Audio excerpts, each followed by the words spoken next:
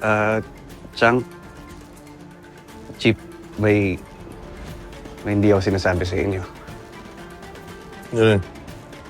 Ah, hindi kasi, okay.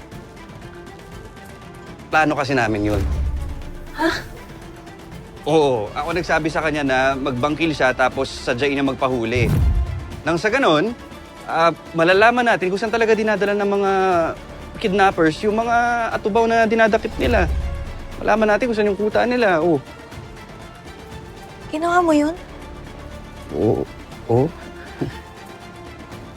Paano natin matutuntun ang kuta nila? Kailangan natin kausapin si Martin.